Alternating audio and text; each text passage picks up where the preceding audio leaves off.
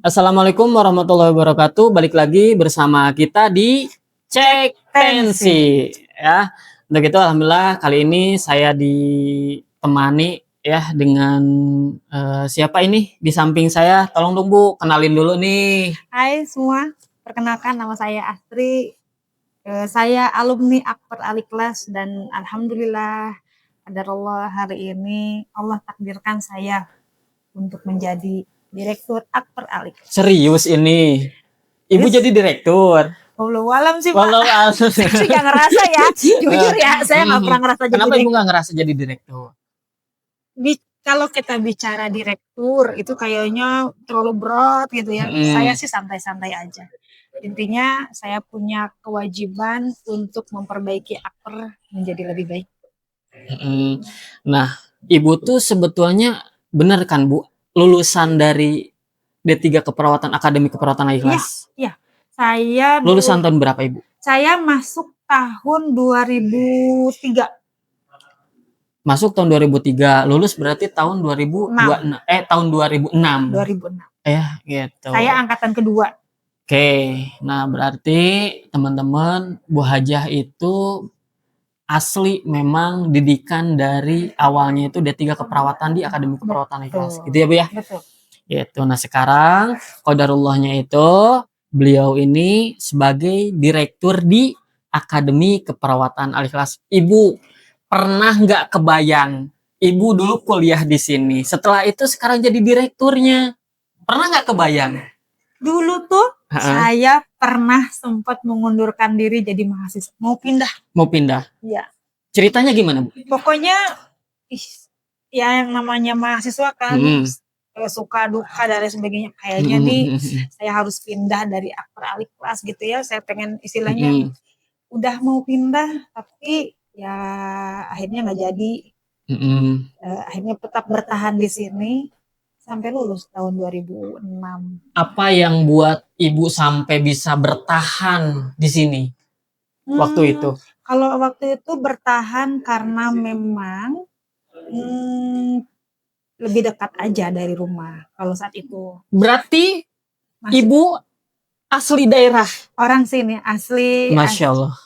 Asli orang. Asli orang sini, kuliah di Akper Al-Ikhlas, jadi direktur di sini, dan sekarang pun jadi apa ya? Jadi energi positif buat lingkungan. Amin. Mudah-mudahan bisa menjadi penyemangat. Karena waktu itu di zaman itu tuh orang yang kuliah terutama perempuan itu amat sangat jarang. Nah, jadi orang pertama mungkin yang orang sini ya, karena memang kan di sini ya saat itu ya masih berpikir udah perempuan mah nggak usah sekolah, perempuan mah nikah aja dan lain sebagainya. Alhamdulillah Allah mudahkan saya bisa sekolah di sini dan bisa jadi penyemangat buat adik-adik, buat keluarga sekitar, dan alhamdulillah satu persatu teman-teman saudara-saudara banyak yang masuk ke sini. Pantes ya teman-teman, sekarang itu yang masuk Akademi Keperawatan Ikhlas itu Bu, kalau dulu itu kebanyakan orang seberang, kayak orang luar, ya, gitu kan, orang Kalimantan, gitu kan. Nah terus orang daerah Pulau Jawa gitu banyak. Nah kalau misalkan sekarang itu memang apa? Kebanyakan itu memang wilayah sini Bu, wilayah Bogor gitu. Makanya mungkin tadi salah satu hal positifnya itu memang Ibu asli wilayah sini gitu kan, asli dilahirkan di sini hingga akhirnya sekarang Ibu bisa sampai dengan seperti ini. Nah ngomong-ngomong Bu, nggak mungkin Jong tiba-tiba langsung Ibu dari D3 Keperawatan langsung jelek gitu kan, langsung diangkat jadi direktur. Tentunya ada perjalanan dong. Nah coba Bu, dari mulai D3 Keperawatan yang notabene kan kita swasta ya di sini, kita swasta. Nah gitu kan, tolong dong Bu ceritain Ibu S1 di mana, S2 di mana, dan katanya ya teman-teman gitu kan, ya sebenarnya bukan katanya sih ya Bu ya gitu, tapi memang faktanya gitu. Katanya Ibu sekarang lagi kuliah lagi tuh, gitu kan, ngambil S3 ya. Gitu. Coba Bu diceritain deh biar jadi apa ya, motivasi buat temen-temen tuh. Oke, baik teman-teman, mungkin perjalanan saya emang agak panjang ya. Saya masuk kebetulan ini juga penyemangat buat siapapun yang di sana, di luar sana. Saya salah satu pelopor di Kabupaten Bogor, terutama di perempuan dulu bilangnya Sekopar Cinta. Jadi di sekolah perempuan, jadi Sekopar Cinta. Kalau sekarang sekolah perempuan, saya selalu mendorong bilang sama semua perempuan itu. Jadi yang sekarang sudah punya anak, yang sudah punya suami, lulus sekolah, jangan berputus asa. Saat keinginan ada, insya Allah mudah-mudahan Allah mudahkan. Saat itu saya lulus SMA, terus qadarallahnya saya menikah langsung. Jadi langsung menikah, tapi keinginan untuk masuk sekolah masih ada tuh. Nah, masih terus ada kepikiran gitu kan. Akhirnya itu menjadi doa yang diulang-ulangi, Allah saya pengen sekolah gitu. Masya Allah. Nah, akhirnya di tahun 2002 saya punya anak, 2003 saya sekolah D3 keperawatan karena dekat. Akhirnya 2003, 2006 saya lulus. 2007 saya melanjutkan lagi sekolah. Alhamdulillah keterima di Universitas Indonesia. Nah, Masya Allah banget itu perjalanannya. Nah, terus akhirnya saya balik lagi ke Akper Aliklas. Nah, balik lagi ke Akper Aliklas. Berarti waktu itu mengabdi sebagai dosen. Sebagai awalnya untuk lab dulu. Ya, jadi laboran ya, karena saya lebih berpikir dulu kan kita waktu pas jadi mahasiswa kan selalu pengen ini, pengen itu dan lain sebagainya. Pas saya masuk ke sini, ini kendalanya dan lain sebagainya. Akhirnya saya berinisiatif untuk sekolah lagi S2 keperawatan di Universitas Indonesia. Alhamdulillahnya saya bisa menyelesaikannya dengan baik. Nah, saat itu pas setelah saya lulus ada masa transisi. Waktu itu pas COVID, Allah takdirkan saya itu tuh ada pergantian direktur dan saya diusulkan. Saat itu sih sebenarnya saya apa sih gitu kan ya. Di tahun 2020 berarti ya Bu ya? 2020 pas COVID banget gitu ya. Aduh kenapa sih pas giliran saya jadi direktur harus jadi pas COVID gitu kan ya. Lagi pas lagi. Benar. Jadi langsung berhadapan dengan permasalahan yang harus dihadapi gitu kan. Harus akreditasi karena dan waktu itu memang di tahun 2020 itu dunia pendidikan semua sektor itu memang lagi chaos ya Bu ya gitu karena COVID saat gitu dalam lagi chaos dan saya ibu diangkat gitu. Permasalahannya luar biasa, tapi saya selalu berpikir saya berdiri tidak sebagai saya pribadi. Saya berpikir saya berdiri masuk lagi di sini atas nama alumni. Atas nama apa yang ingin saya lakukan pada saat saya jadi mahasiswa. Jadi saya suka bilang sama mahasiswa, yang kalian inginkan itu sama seperti apa yang saya inginkan. Jadi saya berkomitmen gimana caranya bisa memajukan kelas. Bismillah, mohon doanya buat semua.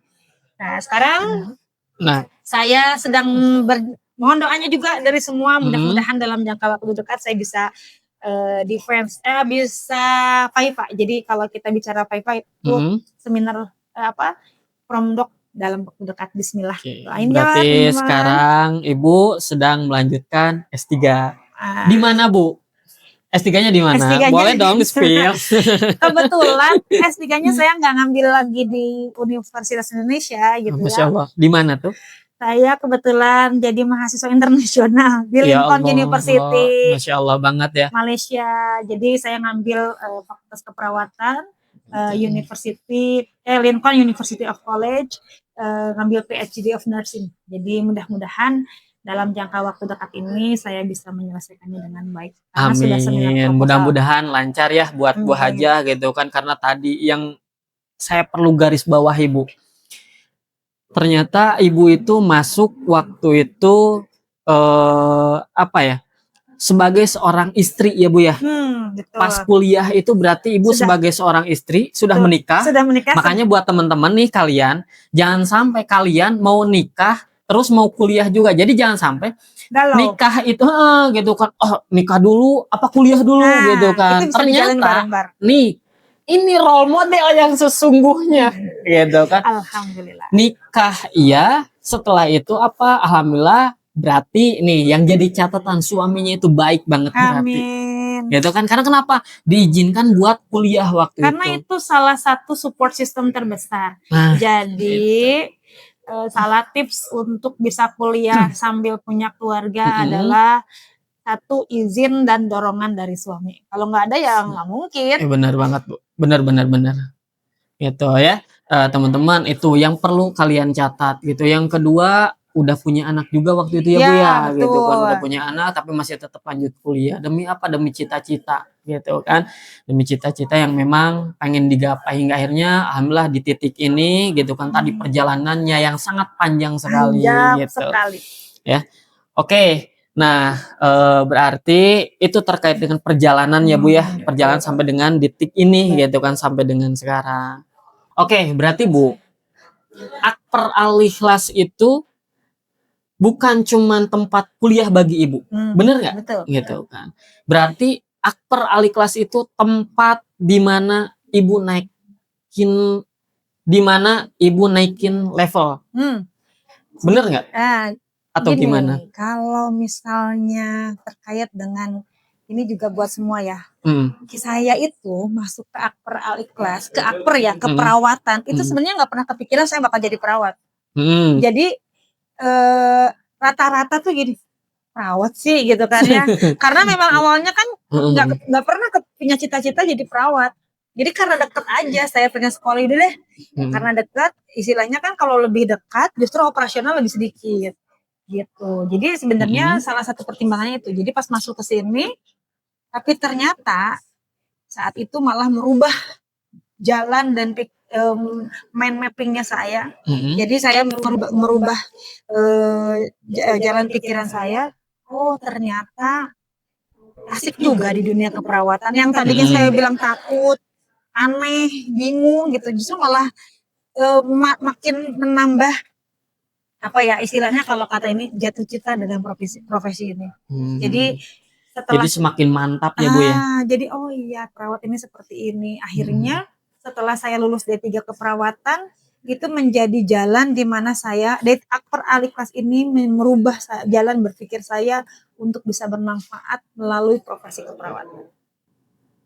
Berarti Ibu merasakan dong apa yang mahasiswa saat ini rasakan. Jadi gini, visi misi apa yang sekarang Ibu terapkan di Akademi Keperawatan Al Ikhlas, karena Ibu waktu itu pernah merasakan jadi mahasiswa di sini gitu kan.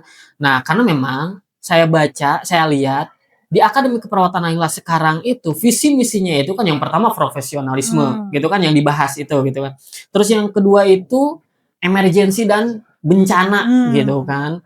Terus yang ketiganya itu adaptif terhadap teknologi nih, gitu kan. Itu kan yang ketiganya. Yang keempatnya nih, daya saing global. Ini bukan udah main-main lagi loh, global gitu kan. Udah bukan tarafnya nasional lagi gitu, berarti udah internasional. Kenapa Ibu bisa sampai ke arah sana? Dari visi misi, jadi Akper Al Ikhlas itu sudah menerapkan sebelumnya juga sama kedaruratan berdasarkan hasil analisis dan kebutuhan dan letak geografis Akper Al Ikhlas yang ada di Kabupaten Bogor, di mana kita itu berdiri di letak geografis dengan rawan bencana. Nah, sehingga dan kebutuhan dan kebutuhan di luar sana selalu perawat ditanyakan sudah pernah pelatihan gawat darurat atau tidak? Karena memang di KLL kecelakaan lalu lintas agak tinggi di sini. Iya benar banget karena memang di kita jalur yang pertama jalur perbukitan ya Bu ya. Terus yang kedua itu memang jalur wisata juga sih Bu. Nah ini itu menjadi dasar bagaimana saya merumuskan visi misi. Jadi dalam visi misi itu mencetak atau mencetak tenaga keperawatan vokasi yang profesional. Jadi jangan pernah menganggap bahwa vokasi itu hanya standarnya ini, tapi kita tetap harus profesional, menganut kode etik keperawatan, taat aturan terhadap aturan-aturan sebagai seorang profesional. Yang kedua, yang adaptif terhadap teknologi ya. Jadi kenapa? Karena memang sekarang kita nggak boleh lagi menutup mata. Kita harus melek teknologi, melek digitalisasi dan literasi. Ya, jadi semua sudah terlihat di dalam sekarang kan media sosial dan lain sebagainya. Kita harus bisa mengejar itu nggak bisa lepas ya Bu ya. Sekarang anak kecil aja udah pada punya handphone. Iya benar banget. Jadi mudah-mudahan dengan adanya Aktor Ikhlas kita bisa menjadi salah satu yang bisa merubah budaya kesehatan terutama di dunia keperawatan melalui digitalisasi. Yang selanjutnya tentang bersaing di era secara global. Alhamdulillah. Jadi kalau misalnya ditanya global, sejauh mana Bu Astri punya MOU atau melakukan kerjasama internasional? Itu benar banget Bu, gitu kan. Masa ya sih kita berbicara terkait dengan global, tapi kita nggak punya MOU dengan yang di luar misalkan gitu. Punya nggak tuh kita ini? Punya dong ya. Bukan dari mana, sorry Bu, gitu kan. Sama kampus mana atau bersama negara mana deh gitu. Yang pertama kita dengan Filipina. Jadi dengan Filipina aja kita dengan 2 universitas. Jadi Mindanao University dan jadi Mindanao University, yang satu lagi dengan Manila Center of College ya dia di pusat Filipina. Ya kemarin kebetulan insya Allah dalam waktu dekat malah kita insya Allah akan berangkat dengan teman-teman ke Filipina. Masya Allah, saya diajaknya nih. Jadi terus kita dengan Malaysia, ya alhamdulillah dengan Malaysia, terus dengan terakhir ke Vietnam. Kita dengan University of Vietnam. Jadi di sana kita kerjasama. Apa aja kerjasamanya kita. Terus bener banget sama itu. Lagi dengan Women University of South Korea. Jujur ya Bu, kebanyakan sih itu saya sampai lupa mau nyebutinnya gimana. Berarti memang memang banyak ya MOU-nya ya? Nanti insya Allah di September yang akan datang, kebetulan memang udah ada schedule-nya ya Bu ya? Kita ada schedule, kita sudah terencana, sudah bikin MOU juga, kita mau berangkat ke Shenzhen University of China, jadi kita mau ikut seminar internasional, kebetulan kita menjadi co-host-nya di sana. Masya Allah, co-host ya teman-teman nih, co-host ya. Jadi kita akan kebetulan nanti saya sebagai dan teman-teman di sini akan jadi pembicara di seminar internasional itu. Oke, berarti udah bukan kaleng-kaleng, nggak cuma ngomong doang gitu kan, di visi misi ngomong internasional, ngomong global, berarti nggak cuma omon-omon ya teman-teman. Coba mudah-mudahan yang berprestasi nanti anak-anak KIP ada juga Bu, insya Allah program di itu. Program nanti ada yang namanya Summer School. Jadi Summer School itu nanti kita akan berkumpul dengan universitas lain. Kita akan sekolah istilahnya di musim panas. Kebetulan kan kalau di luar negeri itu kalau musim panas kan mereka libur. Nah tapi liburnya ini anak-anak bisa nanti insya Allah kita dengan Korea Women University itu akan berkumpul. Berarti, jadi nanti akan ada kelas khusus yang kita adakan untuk di Summer School itu. Terkait dengan metodologi penelitian. Berarti buat nanti anak-anak yang kuliah di Akademi Keperawatan Al Ikhlas nih, gitu kan, kalau misalkan dia berprestasi, perlu saya tegasin nih Bu. Berarti nanti akan dikirim ke Korea. Iya. Bergantian sih. Kita nanti pokoknya kita se-Asia insya Allah. Nih buat kalian yang kuliah di Akademi Keperawatan Al Ikhlas, makanya kalian jangan sia-siakan kesempatan itu. Mungkin di kampus lain nggak ada, mungkin ya, gitu kan. Tapi di kita ada. Ya. Masya Allah. Oke. Terakhir kita memberangkatkan 2 orang, semua kita tanggung. Semua kita tanggung. Betul. Bu, pengen dong Rian diberangkatin. Boleh, outputnya harus gitu. Penelitian dulu. Oke, gitu. Jadi outputnya kalau untuk dosen itu wajib penelitian. Ya? Jadi nanti kita mengikuti seminar internasional. Mudah-mudahan. Tapi kalau untuk mahasiswa yang penting bahasa Inggris. Oke, notut teman-teman. Syaratnya kalian bisa salah satunya ya Bu ya, gitu kan. Itu bisa berbahasa Inggris gitu kan, tentunya apa kan nggak mungkin kan ngobrol di luar negeri. Iya benar banget Bu, nanti ditanya apa jawabnya apa, walaupun memang sekarang di era digital anak-anak di kita gitu kan, walaupun memang sudah diajari ya Bu ya gitu kan, diajarin yang namanya aplikasi-aplikasi gitu banyak banget gitu, tapi kan tetap harus punya basic dong, punya dasar gitu.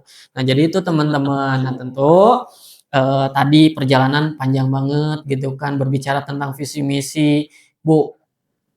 Ada nggak yang memang saat ini mahasiswa di Akademi Keperawatan tentunya yang lulusan ya, itu bekerja di luar negeri.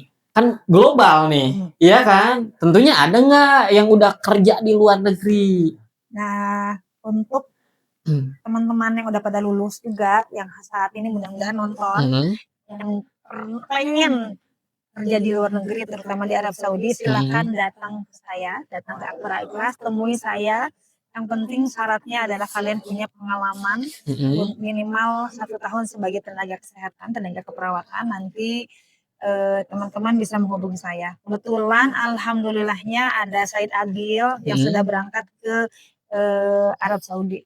Dan alhamdulillahnya dalam waktu 2 minggu yang lalu dia lulus ujian prometrika. Jadi itu menjadi salah satu syarat untuk diakui sebagai perawat yang sana berstandar internasional. Widih, berarti memang udah memberangkatkan ya Bu ya?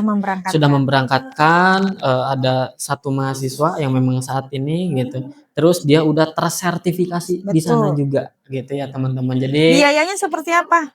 Nanti kita bisa bicarakan. Kenapa sih Bu selalu apa ya ngasih kemudahan-kemudahan gitu? Karena saya pernah jadi mahasiswa yang poinnya itu ya. Karena saya pernah jadi mahasiswa. Jadi apa kegelisahan saya waktu mahasiswa ya saya realisasikan saat ini. Oke, gitu ya Bu Hajah, Masya Allah banget perjalanannya tadi mulai dari memang mohon maaf kampung Jogjogan itu sebetulnya waktu dulu itu sampai sekarang pun ya sebenarnya daerah perkampungan ya Bu ya, gitu ya. Itu mohon maaf nih buat teman-teman, tapi yang mau saya bicarakan, yang mau saya angkat itu, yang mau saya garis bawahi itu bukan kampungnya, tetapi apa? Buat teman-teman semua yang memang berangkat dari dari kampung halaman gitu, itu bisa sampai dengan seperti ini gitu. Tentunya dengan tekad yang bulat gitu ya teman-teman. Makanya buat kalian semua ini belum beres Bu. Belum beres. Makanya buat kalian semua yang masih nungguin cerita kelanjutannya tentang Bu Hajah ini seperti apa, pokoknya kalian jangan lewatkan channel kita ya, Sahabat Minper, buat cek Sahabat Minper, cek tensi nanti bakalan ada part 2 sama Bu Hajah. Oke, ya, mungkin oke. Kali ini cuman segitu aja. Kita lanjut di cek tensi selanjutnya.